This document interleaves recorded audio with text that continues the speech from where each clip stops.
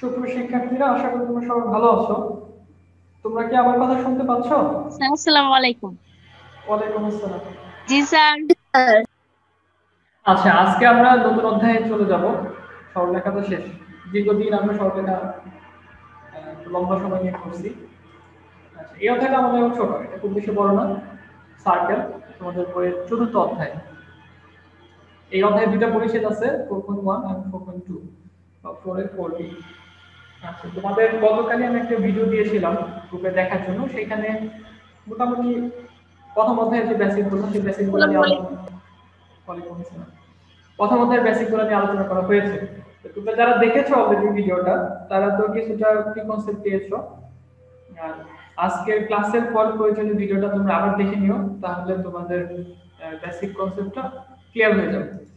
আজকে আমরা বোর্ডে যাব না, তোমাদের স্লাইড শেয়ার থেকেই মোটামুটি ফর্মুলা গুলা বা কনসেপ্ট গুলা বোঝানোর চেষ্টা করব। পরবর্তী ক্লাস থেকে আমরা হোয়াইট বোর্ডে সরাসরি ধারাবাহিকভাবে গাণিতিক সমস্যাগুলো সমাধান করবো ইনশাআল্লাহ। তাহলে চলো দেখা যাক আমাদের বৃত্তে কি আছে আমাদের ইন্টারমিডিয়েট সিলেবাসে। বৃত্ত তোমাদের কাছে নতুন না, তোমরা অনেক সম্পর্ক করছো, অনেক উপপাদ্য করছো, এবং সেই ছোটবেলা থেকেই মোটামুটি, ছোটবেলা বলতেছি ওই তোমার স্কুল লাইফ যেটা আর কি, মাধ্যমিক পর্যায়ে, তো সেখান থেকে বৃত্ত সম্পর্কে মোটামুটি যতটুকু ধারণা দরকার তোমার আছে।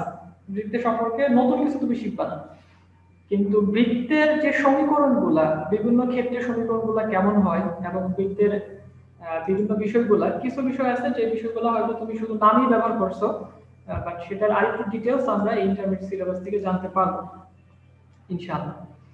আচ্ছা, প্রথমে চলো আমরা দেখি বৃত্তের সমীকরণটা কিভাবে আসে। প্রথমত, বৃত্তটা কি? তোমাকে যদি প্রশ্ন করে কখনো যে বৃত্ত বলতে কি বোঝায়, তখন তুমি কি বলবা? তো এটা তোমাকে প্রথম জানা দরকার, যেহেতু বৃত্ত নামে অধ্যায়টা তুমি পড়তেছো। আমরা যখন সরলরেখা পড়ছি, সরলরেখার প্রথম 4টা অধ্যায়ে সরলরেখার ডেফিনিশন ছিল না। সরলরেখার ডেফিনিশন আমরা জানতে পারি হলো 3E অধ্যায়ে গিয়ে, অর্থাৎ 3.5 অধ্যায়ে গিয়ে। কারণ আমাদের 3.4 যে অধ্যায়টা, সেই অধ্যায়ে আমাদের সঞ্চারপথ সম্পর্কে ধারণা দেওয়া হয়েছে। আমাদের সরলরেখা শুরু হয়েছিল একটা বিন্দু থেকে, বিন্দুর অবস্থান নির্ণয় করা শিখেছি। এরপর সেই বিন্দুটা যখন বিভক্তকারী বিন্দু হয়ে যায়, তার স্থানাঙ্ক নির্ণয় করা শিখেছি। যখন সেই বিন্দুটা একটা ত্রিভুজের কোণিক বিন্দু হয়ে যায়, তখন তার ক্ষেত্রফল নির্ণয় করা শিখেছি। তারপরে আমরা জানলাম সেই বিন্দুটা যখন মুভ করবে, তখন তার যদি সেই মুভমেন্টটা এক বা একাধিক শর্ত মিলে হয়, তখন সেটাকে বলা হয় সঞ্চারপথ। আর যখন একটা সরল একটা বিন্দু স্ট্রেট চলে, সোজা চলে, তার শর্তটাই হলো সে সোজা চলবে, কোনো দিকে বাঁকা যেতে পারবে না, তখন যেটা যেই জিনিসটা উৎপন্ন হয় বা যে মানটা আমরা পাই, সেটাকে আমরা সরলরেখা বলি। আচ্ছা, এখন বৃত্ত তো ওইরকম না, স্ট্রেট না। এটা আমরা যখন কাটা কম্পাস দিয়ে আঁকছি, এক পাশে আমরা চেপে ধরছি, তারপর ওটাকে ঘোরানোর ফলে দেখা গেছে যে আরেক পাশে যে পেন্সিল লাগানো থাকতো, একটা বৃত্ত তৈরি হইতো। তাহলে বৃত্তটা কি? তো বেসিক্যালি বৃত্ত একটা সঞ্চারপথ। সঞ্চারপথ অর্থ হচ্ছে যখন একটা বিন্দু চলবে এক বা একের অধিক শর্ত মেনে চলবে। তাহলে বৃত্ত যদি সঞ্চারপথ হয়, এখানে কি শর্ত মেনে সে চলে? এটা তুমি অলরেডি জানো, হয়তো তোমাকে ওইভাবে বলা হয় নাই বা ওইভাবে তুমি পড়ো। এখন বৃত্তের দুইটা জিনিস তুমি জানো, একটা হলো তার কেন্দ্র আর একটা হলো তার ব্যাসার্ধ। এখানে যে চিত্রটা তোমরা দেখতে পাচ্ছ, স্ক্রিন শেয়ারটা দেখা যাচ্ছে ক্লিয়ারলি? জি স্যার। আচ্ছা, এই চিত্রে এই যে ও বিন্দুটা, এটা হলো তার কেন্দ্র, আর ও থেকে পরিধি পর্যন্ত যে দূরত্ব, এটা হলো তার ব্যাসার্ধ। এই দুটো তুমি আগে থেকে জানো। এখন এই যে বৃত্তটা, এটা উৎপন্ন হয়েছে কিভাবে? ধরো আমরা যদি পি বিন্দুটা চিন্তা করি, প্রথমে শুধু পি বিন্দুটাই আছে।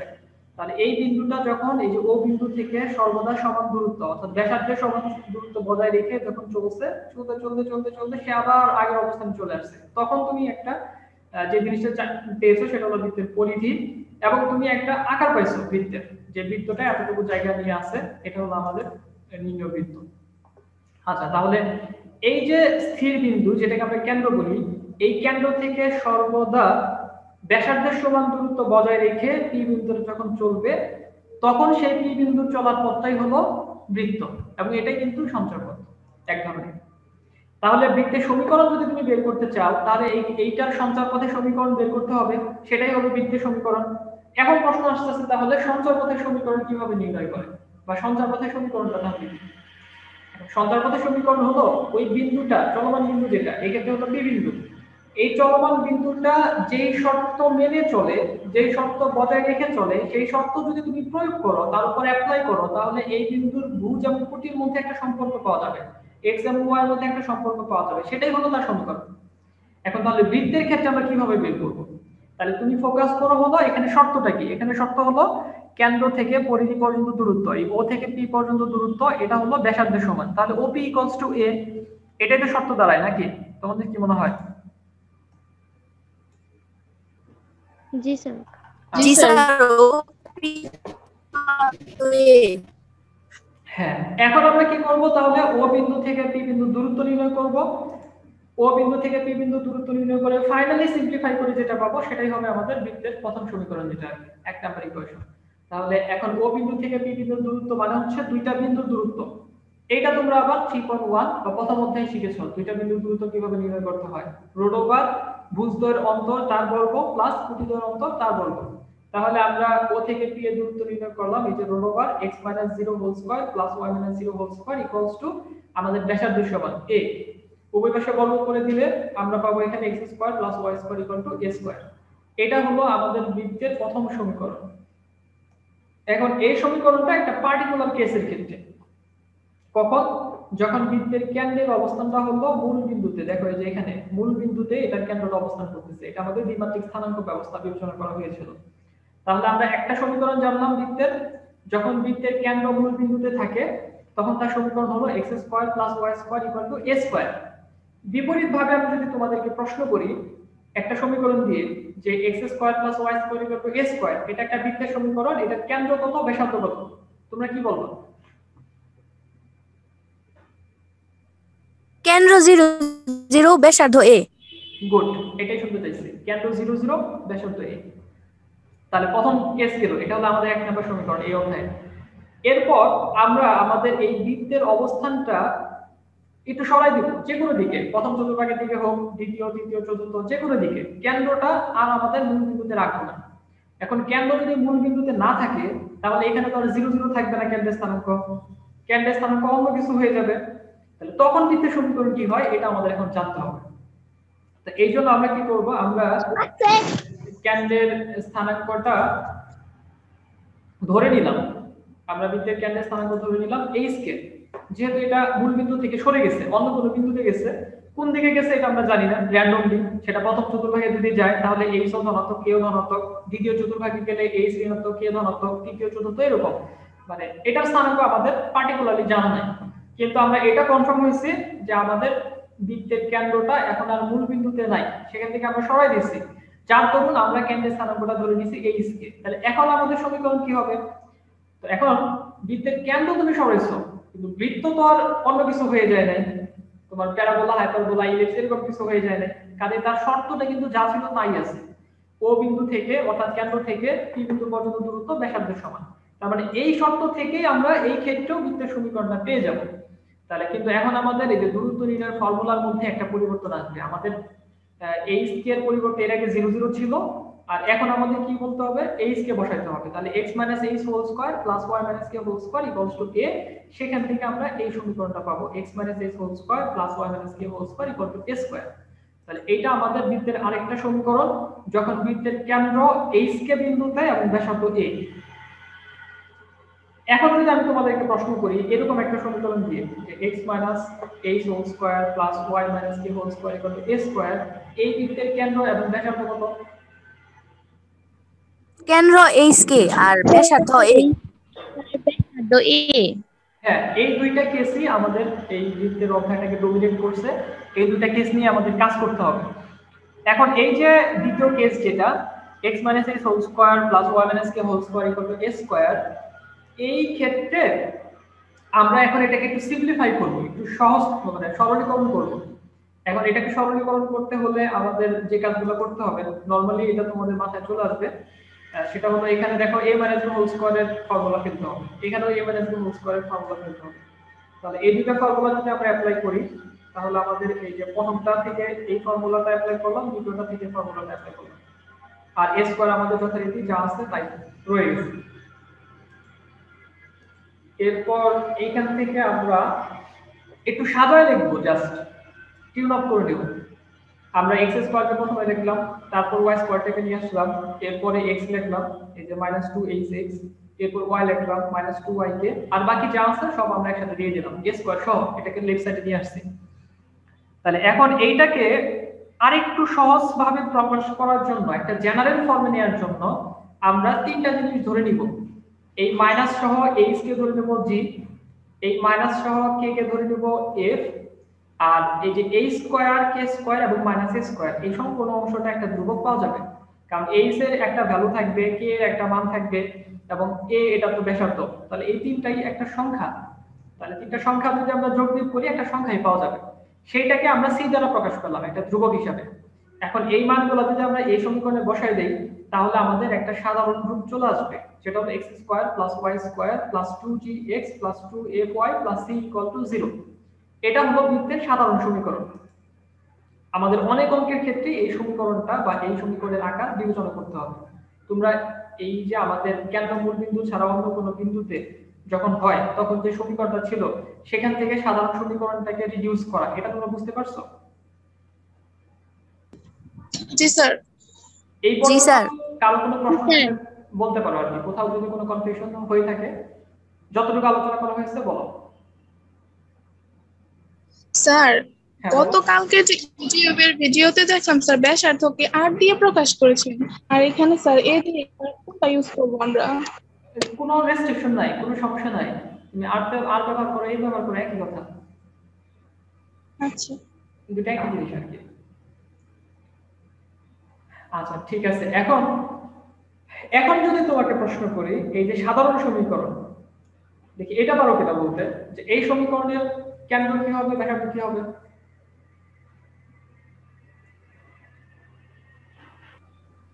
কেন্দ্র হবে a, কেন্দ্র আর কে আর ব্যাসার্ধ ব্যাসার্ধ a। হ্যাঁ, প্রথমত তোমার অ্যানসার ঠিক আছে, আমাদের বৃত্ত তো পরিবর্তন হয়ে যায় না, এটার কেন্দ্র এইচ কে আছে, ব্যাসার্ধ এই আছে, কিন্তু যখন এই আকারের একটা সমীকরণ তোমাকে দেওয়া থাকবে, দেখো এই সমীকরণের মধ্যে কিন্তু এইচ এবং কে কোনোটাই নাই এবং কেও নাই, তাহলে এই সমীকরণ থেকে তুমি কিভাবে বের করবে? তো তখন তোমাকে কি করতে হবে, তোমাকে খুঁজতে হবে যে এইচ কে আমি কিসের মাধ্যমে প্রকাশ করছি, জি এর মাধ্যমে, তাহলে জি ইকুয়াল টু যদি মাইনাস এইচ হয়, এইচ ইকুয়াল টু কি হবে, minus G, K equal to কি হবে, মাইনাস এফ, তাহলে তোমার কেন্দ্র এইচ কে, এটা ঠিক, কিন্তু এই সমীকরণের জন্য তোমার কেন্দ্রের স্থানাঙ্ক হয়ে যাবে মাইনাস জি মাইনাস এফ। মাইনাস জি মাইনাস এফ। হ্যাঁ, মাইনাস জি মাইনাস এফ। আচ্ছা, এরপর ব্যাসার্ধ, এখন ব্যাসার্ধ তো তোমার এ, ব্যাসার্ধ তো পরিবর্তন হয় নাই, কিন্তু এখানে তো এ নাই, এখানে আছে তোমার এইচ কে এবং সি, তাহলে দেখো এই যে c equal to a square plus k square minus a square, এখান থেকে তুমি এর মানটা বের করবে, এখান থেকে এর মান পাওয়া যাবে root over a a square equal to root over a square plus k square minus c। C, হ্যাঁ, সেইটা হলো তোমার ব্যাসার্ধ। এই দুটো ফর্মুলা আমাদেরকে অঙ্ক করার সময় ব্যবহার করতে হবে যখন এই আকারে, এই স্ট্যান্ডার্ড ফরম্যাটের এই আকারে ইকুয়েশনগুলো দেওয়া থাকবে। আচ্ছা যাক, তাহলে এই পর্যন্ত আমাদের ক্লিয়ার হলো এই বিষয়টা। এই যে পরবর্তীতে এই অংশে আলোচনা করা আছে, তোমাদের পিডিএফটা আগেও দিয়ে দেওয়া হয়েছিল, কারো কাছে না থাকলে দিয়ে দিও, তো এটুকু পড়লেই মোটামুটি তোমাদের ক্লিয়ার হয়ে যাবে। শুধু এখানে একটা কথা যেটা বলতে হবে যে ব্যাসার্ধ কখনো ঋণাত্মক হবে না বৃত্তের ক্ষেত্রে। এই যে ব্যাসার্ধ যেটা g square plus h square minus c, এটা ডেফিনেটলি গ্রেটার দ্যান 0 হবে, ম্যাক্সিমাম যেটা হতে পারে কমতে কমতে কমতে কমতে 0 হতে পারে। তো 0 হলে তখন আর ওটা আসলে বৃত্তে শেপ থাকে না, কিন্তু এরপর আমরা যেহেতু ব্যাসার্ধ শব্দটা ব্যবহার করি এই জন্য ওইটাকেও বৃত্ত বলা হয়, বাট ওইটাকে বলা হয় পয়েন্ট সার্কেল বা বিন্দু বৃত্ত। আচ্ছা, আবার একটু আসি আমাদের সাধারণ সমীকরণে। এই সাধারণ সমীকরণের তিনটা বৈশিষ্ট্য আছে, যে তিনটা বৈশিষ্ট্য তোমাকে ভালোভাবে মনে রাখতে হবে। এখান থেকে ভর্তি পরীক্ষা থেকে শুরু করে এইচএসসি পরীক্ষা সব জায়গায় মোটামুটি প্রশ্ন আসতে দেখা যায়, মানে বেশি বিপরীত ঘুরে ফিরে।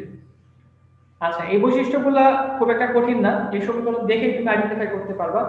এক নম্বর বৈশিষ্ট্য হলো এই সমীকরণটা বৃত্তের সাধারণ সমীকরণ, এটা হলো x এবং y চলক বিশিষ্ট একটি সমীকরণ, দ্বিঘাত সমীকরণ, কারণ x এর ঘাত 2, y এর ঘাত 2, এখানে আর কোনো চলক নাই, দুটো চলক আছে। তাহলে আমাদের বৃত্তের সমীকরণ হলো x এবং y বিশিষ্ট দ্বিচলক বিশিষ্ট একটি দ্বিঘাত সমীকরণ, এটা হলো এক নম্বর বৈশিষ্ট্য। দুই নম্বর বৈশিষ্ট্য হলো x এবং y এর সহগ সমান হইতে হবে, যেমন এই ক্ষেত্রে এই পার্টিকুলার কেস হলো 1, এখন তুমি এই সম্পূর্ণ সমীকরণটাকে যদি 3 দ্বারা গুণ করো তাহলে 3x স্কয়ার 3y স্কয়ার এখানে 6gx 6fy 6c এরকম চলে আসবে। তখন কিন্তু দেখো x স্কয়ারের সহগ আর y স্কয়ার সহগ 1 থাকতেছে না, কিন্তু একই থাকতেছে। তো যদি একই থাকে x স্কয়ার এবং y স্কয়ারের সহগ, তখন তুমি সেটাকে বৃত্তের সমীকরণ কনসিডার করতে পারবা। আর যদি একই না থাকে তখন কি হবে? তখন সেটা হয় তোমার হাইপারবোলা হয়ে যাবে, প্যারাবোলা হয়ে যাবে, অথবা হাইপারবোলা অথবা ইলিপস হবে, যেহেতু দ্বিঘাত দুইটাই। তখন আর বৃত্ত থাকবে না, অন্য কিছু হয়ে যাবে। 3 নাম্বার যেটা সেটা হলো xy সম্পর্কিত কোনো পদ থাকবে না। এটা মানে এই না যে x এবং y থাকবে না, এটা মানে হচ্ছে x এবং y গুণাকারে থাকতে পারবে না। দুইটা গুণাকারে আছে এরকম কোনো টার্ম থাকবে না। ধরো থাকলো 5xy বা 6xy, এইটা যদি থাকে তখন আর সেটাকে তুমি বৃত্তের সমীকরণ বলতে পারবে না। সেটাকে কি বলা হবে? তো এই ব্যাপারেও তুমি দ্বিতীয় পত্রের 6ষ্ঠ অধ্যায়ে জানবা। কোনিক্স একটা অধ্যায় আছে আমাদের, ওইখানে আবার 3টা কেস আছে, প্যারাবোলা, হাইপারবোলা, ইলিপস। তো বৃত্ত না হলে তখন আমাদের ওই কেসগুলোতে চলে যায়। তাহলে বৃত্তের সাধারণ সমীকরণের বৈশিষ্ট্য তোমাদের কাছে কি ক্লিয়ার হয়েছে? জি স্যার। জি স্যার। ঠিক আছে, তাহলে আমরা বৈশিষ্ট্য জানতে হ্যাঁ পারলাম। স্যার। এরপর এই অংশটা তোমরা নিজেরা পড়বা। তারপর আমাদের জানতে হবে হলো কর্তৃত অংশের পরিমাণ নির্ণয়। এটাতে শেষে আসি, কারণ এখানে অ্যাডিশনাল কিছু কনসেপ্ট আছে। এরপর দেখা হলো দুইটা বৃত্ত যখন পরস্পরকে স্পর্শ করবে। এখন দুইটা বৃত্ত পরস্পরকে দুই ভাবে স্পর্শ করতে পারে। বাইরে থেকে, যেমন এই যে চিত্রটা এটা দেখতে পাচ্ছ, এই যে বড় একটা বৃত্ত তাকে স্পর্শ করছে আরেকটা বৃত্ত। আরেকটা হলো অন্তঃস্থ ভাবে, একটা বৃত্তের ভেতরে আরেকটা বৃত্ত থাকবে, এরকম। তো এই ক্ষেত্রে তোমাদের যে অঙ্কগুলো আসে সেখানে মূলত হলো কেন্দ্রদের দূরত্ব আর ব্যাসার্ধের মধ্যে যে সম্পর্ক, এই সম্পর্কটা তোমাদের জানতে হবে। দুইটা বৃত্ত যখন বাইরে থেকে স্পর্শ করবে তখন দেখো তুমি দেখেই বুঝতে পারতেছো যে কেন্দ্রদের দূরত্ব হবে ব্যাসার্ধের যোগফলের সমান। এই যে C1 থেকে C2 পর্যন্ত যে দূরত্ব, এই যে R1 আর হলো R2 যদি যোগ করো তাহলেই পাওয়া যাবে। কাজেই দুইটা বৃত্ত বাইরে থেকে স্পর্শ করলে কেন্দ্রদের দূরত্ব ব্যাসার্ধের যোগফলের সমান। এটা বোঝা গেছে? জি স্যার। আচ্ছা, আর যদি অন্তঃস্থভাবে স্পর্শ করে তখন এটা হবে বড় ব্যাসার্ধ থেকে ছোট ব্যাসার্ধের বিয়োগফল। কারণ আমাদের C1 আর C2 এই দুটো হলো কেন্দ্র। এই দুইটা দূরত্ব নির্ণয় করতে চাইলে যে সম্পূর্ণ ব্যাসার্ধ থেকে ছোট ব্যাসার্ধটা বিয়োগ করতে হবে। এটা তোমরা বুঝতে পারো কিনা বলো, না হলে আমি এই চিত্রটাকে আলাদা করে দেখাচ্ছি, ড্র করে দেখাচ্ছি। যে অন্তঃস্থভাবে স্পর্শ করলে R1 - R2 এটা তোমাদের কাছে ক্লিয়ার কিনা, না হলে আমি আলাদাভাবে দেখাই দিচ্ছি।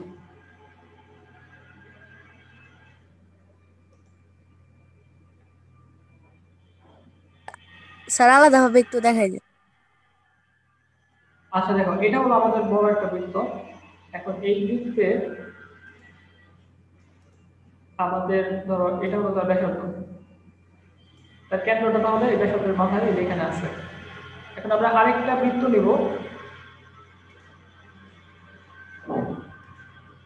ছোট আরেকটা বৃত্ত যেটা এটাকে স্পর্শ করবে, এটাই। তাহলে এই বৃত্তের একটা ব্যাসার্ধ থাকবে। আমরা সেই ব্যাসার্ধটা এই রেখার মানে বড় ব্যাসার্ধের উপরে না নিয়ে, মানে একেবারে একই লাইনে না নিয়ে একটু উপরে নিই, তোমাদের বোঝার সুবিধা হবে। তাহলে এইটা কেন্দ্রটা মাঝামাঝি এই জায়গা থেকে ধরো এই পর্যন্ত। এখন আমরা কি চাচ্ছি? আমরা চাচ্ছি হলো কেন্দ্রদের দূরত্ব, অর্থাৎ এই যে এই কেন্দ্র থেকে এখানে এটা কেন্দ্রটা এই জায়গায় পাওয়া যাবে, এই ডিসটেন্সটা আমরা বের করতে চাচ্ছি, এই ডিসটেন্সটা। এখন এই ডিসটেন্সটা যদি আমরা পেতে চাই, আমাদের এখানে ব্যাসার্ধ জানা আছে, তাহলে দুইটা এই যে বড় ব্যাসার্ধ যেটা, এই বড় ব্যাসার্ধ থেকে ছোট ব্যাসার্ধের পরিমাণটা, এই পরিমাণটা যদি আমরা বিয়োগ করি তাহলে তো আমাদের এই যে মাঝের এইটুকু পাওয়ার কথা। বুঝতে পারছো জিনিসটা? জি স্যার। জি স্যার। আচ্ছা, এই জন্য আমাদের যখন অন্তঃস্থভাবে স্পর্শ করে তখন জিনিসটা দাঁড়ায় R1 - R2, অর্থাৎ বড় ব্যাসার্ধ থেকে ছোট ব্যাসার্ধটা বিয়োগ করে দিলে কেন্দ্রদের দূরত্ব পাওয়া যায়। এই মাঝের যে অংশটা, এই অংশটা পাওয়া যায়। তোমরা নিজেরা খাতায় এঁকে ওটা দেখবা, দেখলে আরেকটু ক্লিয়ার হয়ে যাবে। আচ্ছা, তাহলে দুটা বৃত্ত স্পর্শ করার শর্ত সম্পর্কে আমরা জানতে পারলাম। এখন চলো আমরা দেখি হলো যখন দুইটা বৃত্ত তো একটা বৃত্তের ব্যাসের প্রান্ত কিন্তু দেওয়া থাকবে। বৃত্তের ব্যাস কাকে বলে? বৃত্তের বৃহত্তম জ্যাকে ব্যাস বলে। বৃহত্তম জ্যাকে ব্যাস বলে। গুড। অথবা তুমি বলতে পারো যে কেন্দ্রগামী যে জ্যা সেটাই হলো ব্যাস। এই ক্ষেত্রে আমাদের এই যে চিত্রটা আঁকা আছে এখানে এবি হলো তার ব্যাস। এখন তোমাকে যদি একটা বৃত্তের ব্যাসের দুইটা প্রান্ত বিন্দু দেওয়া থাকে, প্রান্ত বিন্দু কোথায় পাওয়া যাবে? একটা পাওয়া যাবে পরিধির এক পাশে, আরেকটা পরিধির আরেক পাশে। এই দুইটা প্রান্ত বিন্দুর স্থানাঙ্ক দেওয়া থাকে, তখন তোমার বৃত্তের সমীকরণটা হবে x - x1 * x - x2 plus y - y1 * y - y2। x - x1 * x - x2 plus y - y1 * y - y2। এই সমীকরণ দ্বারা তোমাকে বৃত্তের সমীকরণটা নির্ণয় করতে হবে যদি দুইটা প্রান্ত বিন্দু দেওয়া থাকে, যেখানে x1 আর x2 পরিচয় হলো x1 হলো a বিন্দুর ভুজ, x2 হলো b বিন্দুর ভুজ। একই সাথে কিন্তু দুইটা ভুজ আসতেছে আর একই সাথে দুইটা কুটি যাচ্ছে। আচ্ছা, এখন এই জায়গা থেকে প্রশ্নটা দুই ভাবে হয়।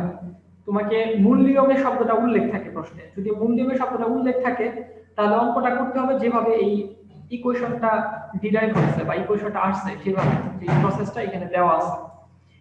আর যদি মূল নিয়মের কথাটা উল্লেখ না থাকে তাহলে অঙ্কটা হয়ে যায় দ্বিতীয় লাইনে। তুমি সরাসরি ফর্মুলাটা অ্যাপ্লাই করবে, এরপর সব গুণ করে দিবা, যেটা আসবে এটাই।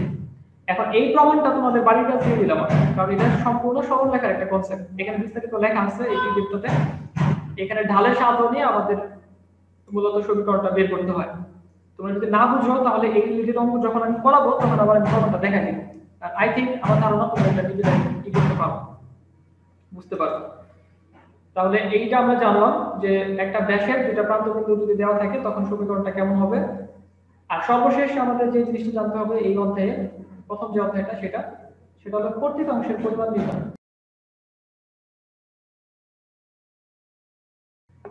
আচ্ছা, কর্তৃক অংশ বলতে কি বোঝাচ্ছে?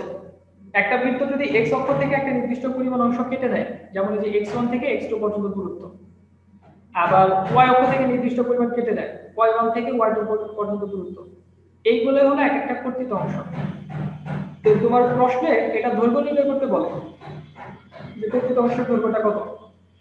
সেই ক্ষেত্রে তুমি তো ফর্মুলা মুখস্থ করবে, এখানে একটু যে 2√d² - c, এটা হলো x অক্ষ থেকে আর y অক্ষ থেকে হলো 2√x² - c। আমরা একটু দেখি যে এই ফর্মুলাটা কিভাবে আসছে। আচ্ছা, এখন প্রথমে ধরো আমরা এই যে x অক্ষ থেকে কর্তৃক অংশের পরিমাণটা নির্ণয় করতে চাচ্ছি। তো তোমরা আমাকে বলো যে x অক্ষের উপরে কোন একটা বিন্দু y এর মান কত হয়? এর মান কত হয়? 0 কুটি 0 y 0। y0। তাহলে আমাদের যে সমীকরণটা থাকবে সেই সমীকরণে যদি আমরা y মান 0 বসিয়ে দেই, সমীকরণটা এখানে লেখা নাই, আমরা একটু উপরের দিকে যাই। ধরো এই যে এটা x² + y² + 2gx + 2fy + c = 0, একটা দ্বিঘাত সার্কেলের ইকুয়েশন।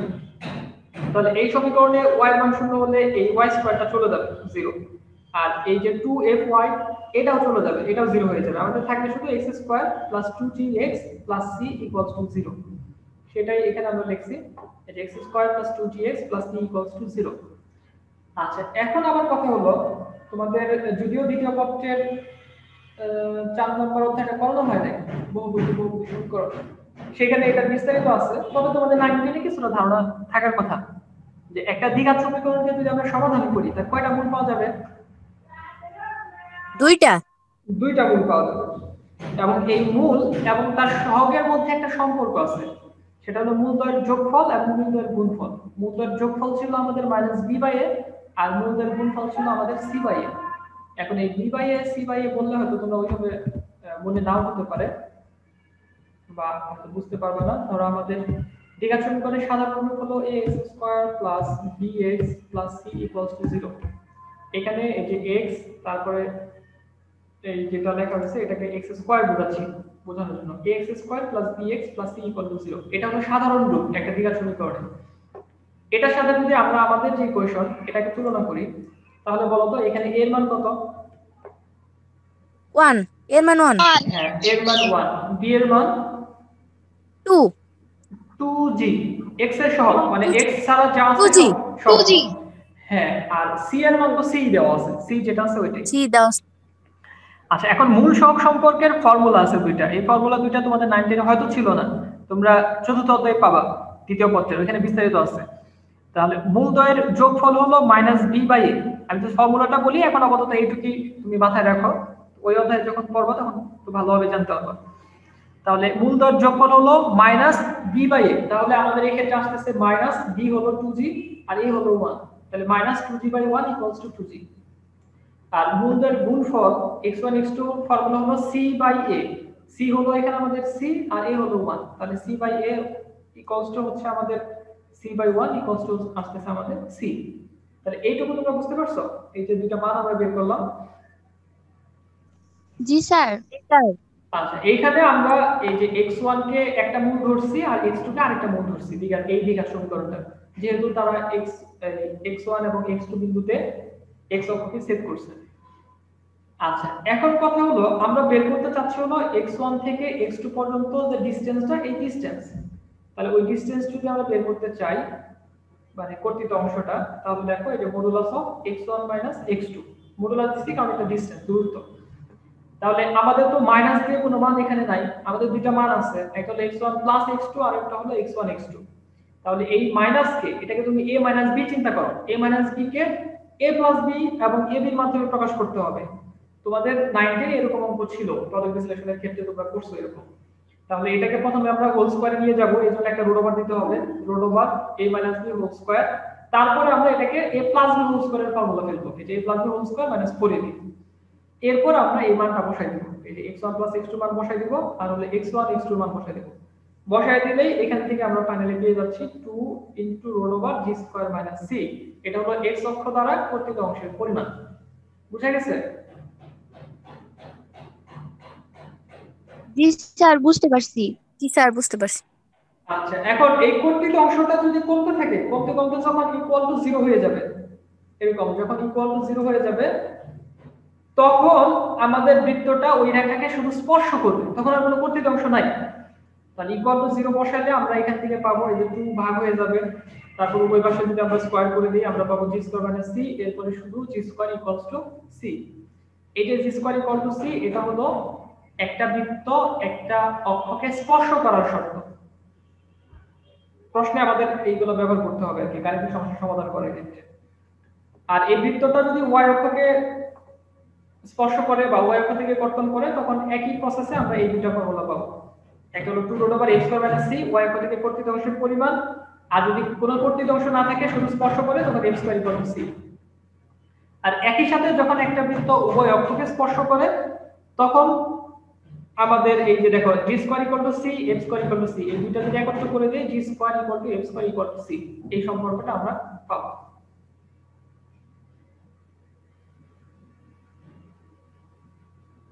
বলো তোমরা বুঝতে পারলে কিনা?